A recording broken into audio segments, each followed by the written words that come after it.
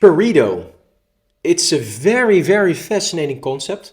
You can see this principle in several aspects of nature, as well as in our own being, as well as in the term. It's a very great technique to determine on what you should focus.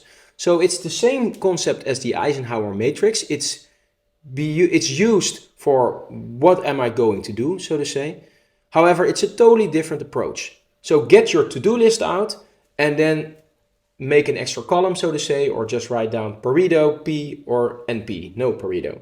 So Pareto principle is that 80% of your value, so 80% of the value, whatever you're looking for, it can be monetary, it can be deep relations, it can be growing trees for that matter, but comes out of 20% of your work.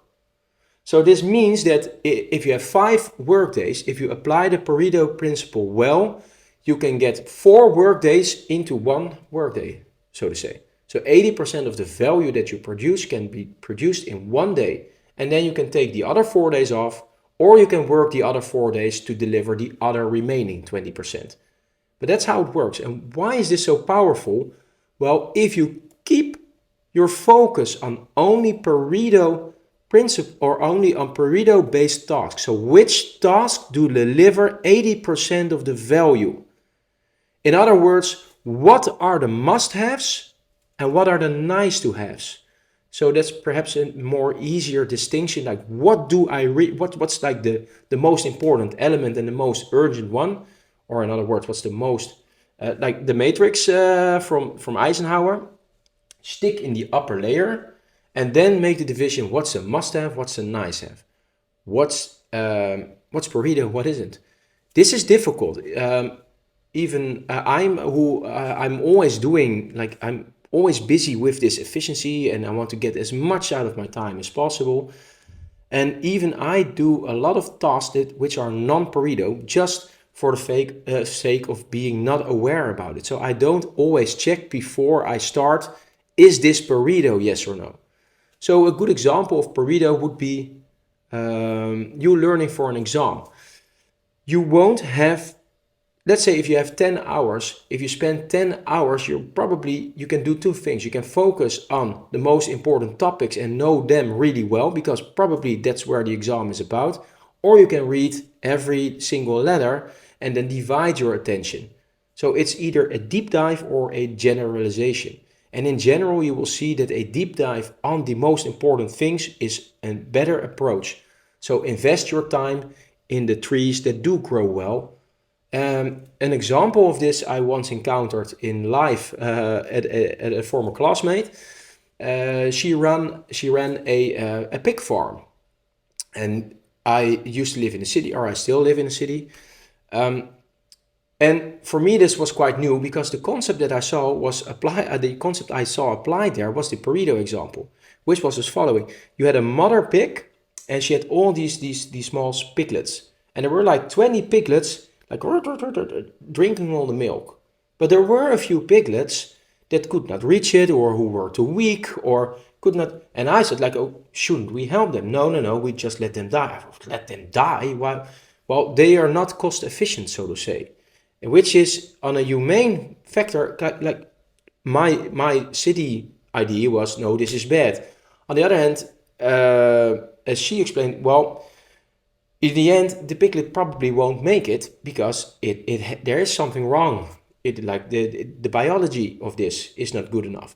And think of it whatever you want to think of it, but from the cost benefit perspective of running a farm, this is application of Pareto. Perhaps from other perspectives you might have drawn different conclusions, but that was not the perspective that they were running. They were running the pig, or does the pig generate more revenue than the costs are?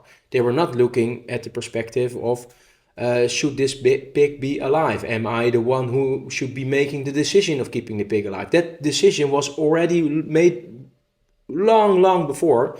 And as she explained it to me, like, if we don't do this, future pigs won't be born, because then we would lose our business and we can't generate more pigs, so to say.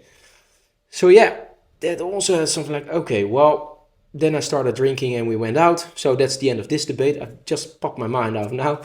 But that's a cool concept, I think, which also is sort of controversial nowadays. So think of it, what you want to think. Please do remember, different people, different perspectives, and good and bad only exist in the mind.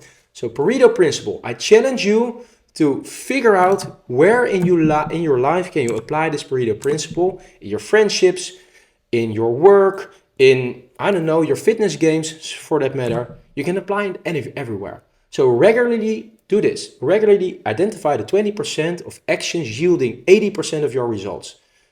Don't waste your energy on low impact tasks. Just don't do them. Delegate them, delete them, use the Eisenhower technique for that. And remember, be fearless.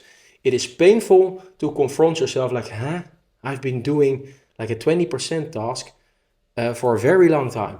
Perhaps even making all these videos might prove to be a 20% task. I honestly don't think so because I am having a shitload of fun, but that's also something that crosses my mind and that I continuously keep iterating, comparing. Like, is this still Pareto?